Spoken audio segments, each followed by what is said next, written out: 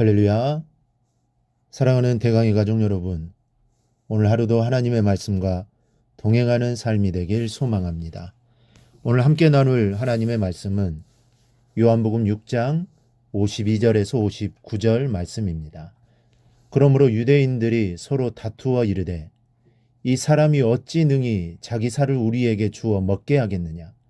예수께서 이르시되 내가 진실로 진실로 너희에게 이르노니 인자의 살을 먹지 아니하고 인자의 피를 마시지 아니하면 너희 속에 생명이 없느니라. 내 살을 먹고 내 피를 마시는 자는 영생을 가졌고 마지막 날에 내가 그를 다시 살리리니 내 살은 참된 양식이요 내 피는 참된 음료로다. 내 살을 먹고 내 피를 마시는 자는 내 안에 거하고 나도 그의 안에 거하나니 살아계신 아버지께서 나를 보내심에 내가 아버지로 말미암아 사는 것 같이 나를 먹는 그 사람도 나로 말미암아 살리라. 이것은 하늘에서 내려온 떡이니 조상들이 먹고도 죽은 그것과 같지 아니하여 이 떡을 먹는 자는 영원히 살리라. 이 말씀은 예수께서 가버나움 회당에서 가르치실 때에 하셨느니라. 아멘. 요한복음 6장은 오병이어의 기적을 시작으로 예수님의 말씀이 계속 이어지고 있습니다.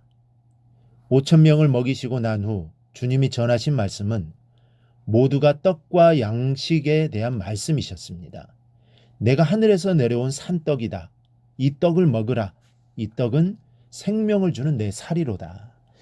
이런 말씀은 당시의 유대인들에게는 전혀 이해할 수 없는 말씀이었습니다. 60절을 보면 제자들도 이렇게 말하는 것을 볼 수 있습니다. 이 말씀은 어렵도다. 누가 들을 수 있느냐.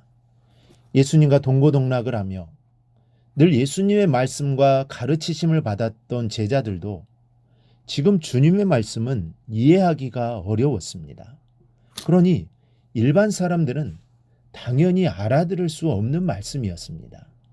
그러나 놀라운 것은 두 부류의 사람들이 있었다는 사실입니다. 하나는 예수님을 반대하는 사람들이 있었고 또 하나는 예수님의 말씀을 알아듣지는 못하지만 믿었던 사람들이 있었습니다. 52절을 보면 그러므로 유대인들이 서로 다투어 이르되, 유대인들끼리 서로 다투었다는 것은 예수님의 말씀을 받아들인 사람과 받아들이지 않는 사람들이 서로 치열하게 다투었음을 보여줍니다. 그러나 대다수의 사람들이 예수님의 반대편에 속했다는 것을 알 수 있습니다. 66절을 보면 그때부터 그의 제자 중에서 많은 사람이 떠나가고 다시 그와 함께 다니지 아니하더라. 우리는 이 말씀을 통해 알 수 있습니다. 진리라고 모든 사람에게 인정받는 것이 아닙니다. 오히려 비진리가 사람들에게 더욱 호평을 받는 경우를 우리는 주변에서 많이 경험합니다. 그러나 모든 사람이 반대하며 돌을 던질지라도 진리는 진리입니다. 사람들이 거부한다고 진리가 비진리가 되는 것이 아닙니다. 그러므로 진리 편에 서 있는 자는 어떤 어려움이 올지라도 진리를 버려서는 안 됩니다. 예수님께서는 거의 대부분의 사람들이 자기의 말을 믿지 않고 오히려 강하게 반발하고 있었다는 것을 잘 알고 계셨습니다. 그럼에도 불구하고 주님은 구원의 말씀을 전하시는 일을 중단하지 않으셨습니다. 오히려 계속해서 더욱 어렵고 신비로운 말씀을 강론하셨음을 알 수 있습니다.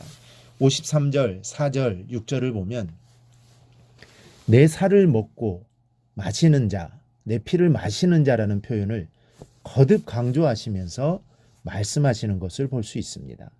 내 살을 먹고 내 피를 마시지 아니하면 생명, 즉 영생이 없다고 선포하십니다. 또한 내 살을 먹고 내 피를 마시는 자는 영생을 가졌고 마지막 날에 내가 그를 다시 살리리라고 말씀하셨습니다. 이 말씀은 이성으로 이해될 수 없는 영적인 말씀이었습니다. 아마도 거의 모든 사람이 예수님을 향해 아마 정신이 돈 사람이라고 비난했을지도 모릅니다. 그러나 주님은 중단 없이 외치셨습니다. 왜 그렇습니까? 이 말씀이 진리의 말씀이요, 구원의 말씀이요, 생명의 말씀이었기 때문입니다. 우리가 길거리를 가다가 또 지하철을 타면 이 팻말을 들고 전도하시는 분들을 봅니다. 많은 사람들이 좋게 보지 않습니다. 같은 기독교인들도 좋게 바라보지 않습니다. 꼭 이렇게까지 해야 하나 이런 눈초리로 쳐다봅니다. 그런데 그분들이 그렇게 하는 이유가 무엇이겠습니까? 그들이 전하는 내용이 구원의 말씀, 진리의 말씀, 생명의 말씀이기 때문입니다. 전하지 않고는 견딜 수 없기에 사람들이 뭐라고 해도 전하는 것입니다. 어찌 보면 그러한 열정이 우리에게 없는 것이 부끄러울 뿐입니다. 사랑하는 여러분, 우리에게도 이러한 열정이 있어야 합니다. 왜냐하면 우리 안에도 이러한 복음이 있기 때문입니다. 그리고 이 복음을 외쳐야 할 사명이 우리에게 있음을 기억해야 합니다. 예수님께 십자가에 달리시기까지 외치셨던 그 복음, 우리도 하루하루의 삶 속에서 외쳐야 할 사명이 있습니다. 주님의 제자들도 예수님의 복음을 받아 그들이 외쳤습니다. 그러니 우리도 외쳐야 합니다. 우리도 주님의 제자이기 때문입니다. 먼저 우리는 내 부모와 형제와 이웃에게 복음을 전해야만 합니다. 그리고 이 복음의 메아리는 결국 땅끝까지 외쳐지는 복음이 될 것입니다. 땅끝까지 복음을 전하라는 주님의 말씀을 우리는 기억해야 합니다. 그러나 사실상 땅끝까지 복음을 전할 수 있는 사람이 어디에 있겠습니까? 위대한 바울 사도도 땅끝까지 복음을 전하지는 못했습니다. 그러나 세상이 흩어진 성도 한 사람 한 사람이 내 부모와 형제와 이웃에게 복음을 전한다면 결국 온 세상은 복음으로 번져갈 것이며 생명과 빛으로 가득 차게 될 것입니다. 그래서 주님의 말씀처럼 땅끝까지 복음을 전하라는 명령을 이루게 될 것입니다. 오늘 우리는 주님의 모습을 보며 다시 한번 복음 전파에 힘을 쏟을 수 있기를 바랍니다. 세상 사람들이 반대한다고 해서 주님은 멈추지 않았습니다. 왜냐하면 진리의 말씀, 생명의 말씀이기 때문입니다. 우리도 내가 받은 이 복음을 우리의 가족과 이웃에게 전할 수 있기를 바랍니다. 그러면 하나님께서 반드시 역사하실 것입니다.